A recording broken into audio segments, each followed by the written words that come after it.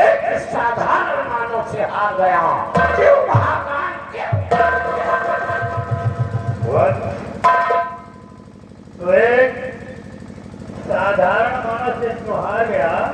क्यों? तो साधारण मानव से इसलिए हार गया जी। मेरे सामने दो शक्तियां थी। शक्तियां? कैसी शक्तियां?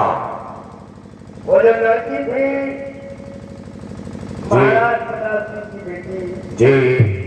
उसमें नागन की शक्ति है और वो जो है वो महाराज करदन सिंह का बेटा है उसमें नाग की शक्ति है।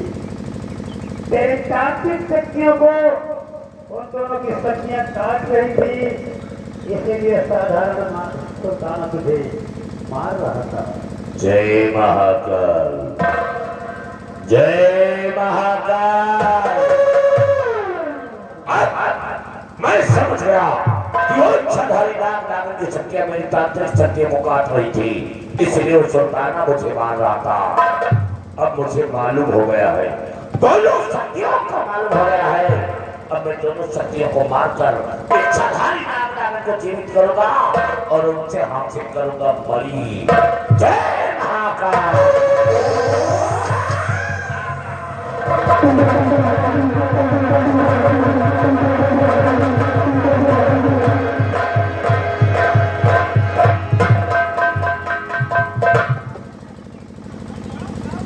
रामबली, हम सोच रहे हैं क्या अगर राजकुमारी पद्मा की बीमारी का इलाज न हुआ, पद्मा न ठीक हुई तो हमारी सल्तनत का क्या होगा, हमारा क्या होगा? अरे इसी चिंता में डूबे रहते हैं। इकलौती संतान है, बस यही चिंता है। और राजकुमारी के दाव आपके आगे पीछे को होते हैं। राजकुमारी शाहीबाग से वापस आई या नहीं? 12 बजे रात को मसावत से जोर से चिल्लाती है कि पूरा महल आपका थर्रा उठता है और राजकुमारी आपके कलेजे की टुकड़ा है। दोनों बात होगी तो आपको तो फूटा बोल जाए। यही बात है। एक बात बताओ, राजकुमारी शाहीबाग से वापस आई या नहीं आई? आई है, नाश्ता कर रही थी। अगर आई है तो हमें एक बात भेजो।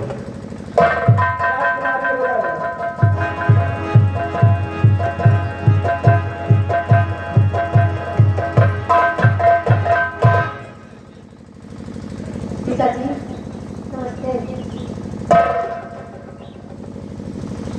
बेटी पद्मा, हाँ यार हम क्या देख रहे हैं?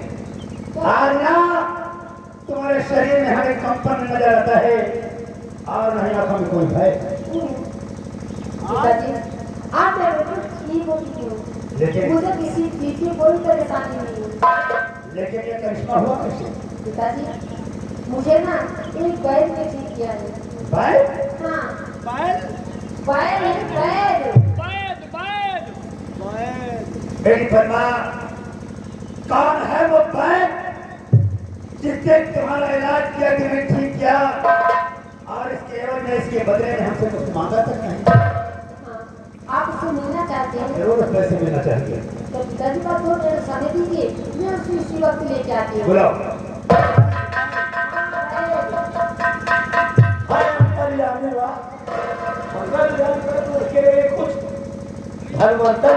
कुछ पूरा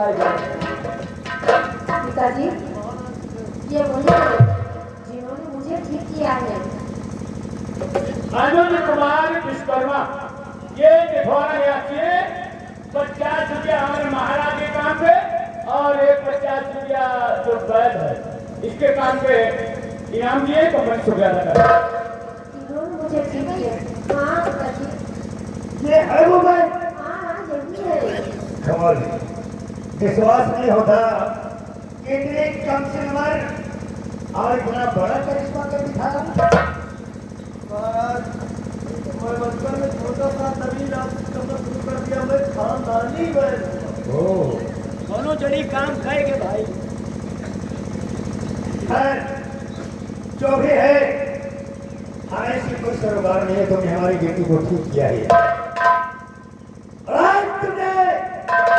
राजकुमारी को ठीक किया है।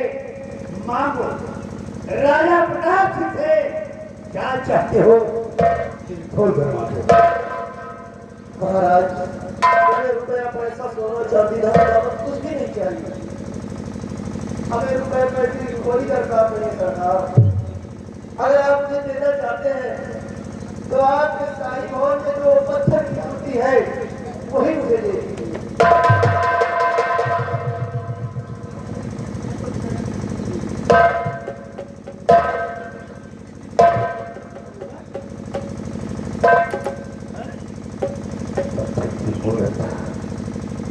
जिसके पत्थर हो जाने के बाद मैंने आज तक उसका जिक्र तक नहीं किया।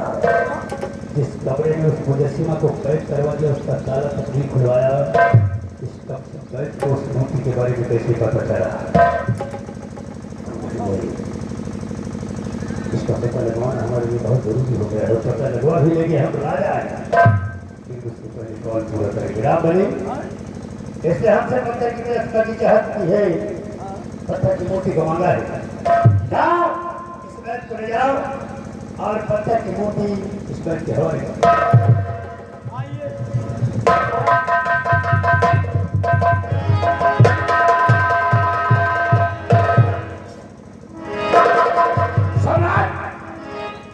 ये सब क्या तमाशा है? ये तमाशा एक हकीकत है। कैसी हकीकत? इसे तो अनजान हो। कैसी हकीकत? शायद तुम्हें पता नहीं कि राजकन्या को एक भयंकर बीमारी थी। बीमारी? उसके सपनों में एक नाग आता था और जिस दिन राजकुमारी पद्मा उस नाग का ख्वाब देखती थी, भय से भयभीत रहती थी, कांपने लगती थी। तो एक लड़की संतान है हमारी, हमने ऐलान करवा दिया कि जो बात हकीम राजकुमारी को ठीक करेगा बदले में हमसे मांगा इनाम देंगे। और इस वैद ने राजकुमारी को ठीक किया है, बदले में हमसे पत्थर की मूर्ति को मांगा है। हमने देने का फैसला कर लिया। धोखा बहुत बड़ा धोखा खाने जा रहे सरदार। ऐसा धोखा क्या जानते हैं ये वैध है? इसने खुद कहा है कि ये खानदानी वैद है। नहीं सरदार, ये कोई वैध नहीं है। तो दरअसल ये छोटा उसी पत्थर की मुझे छिड़ा सम्राट कंचा सिंह का पेट। इस पाखंडी की बातों में बताइए, कभी न झूठ बोल रहा है। इतना ही नहीं सम्राट, इसके अंदर इच्छाधारी नाग की शक्ति है। नाग की शक्ति है। और एक बात ख्याल से सुनिएगा, ये जो लड़की है इसके अंदर इच्छाधारी नाग की शक्ति है। ये दोनों नाग नागन की शक्तियां हैं, इसीलिए इसके ख्वाब में ये नाग बनकर आता था और ये लड़की जल जाती थी। जिस दिन इस लड़की ने इस लड़के को देखा, इसकी बीमारी दूर हो गई। इसके एवं में ये अपने बाप की मुजस्सिमा, अपने बाप की उस मूर्ति को ले जाना चाहा है सम्राट।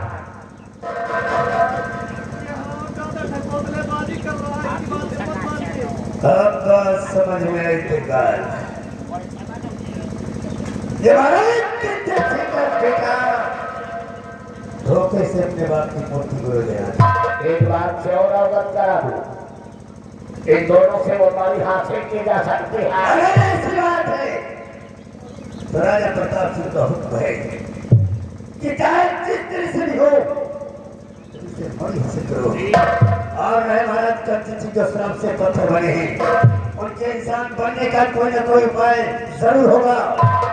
और महाराज कंचन सिंह दोबारा पत्थर से इंसान बने उससे पहले उस मूर्ति के टुकड़े टुकड़े कर दूंगा। और इसे बड़ी हासिल करो और मैं मूर्ति तोड़ कर आता हूँ।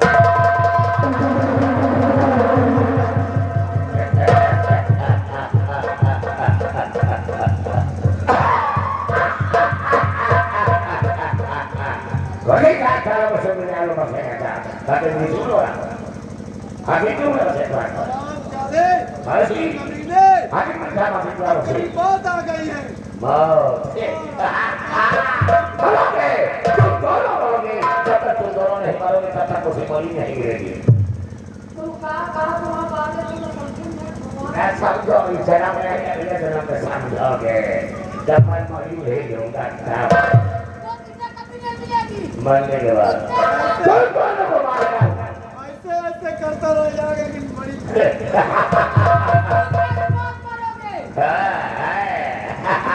वक्त बताएगा मानने के लिए तैयार तुम तो मेरे साथ करोगे करोगे नहीं बड़ी नहीं मिलेगी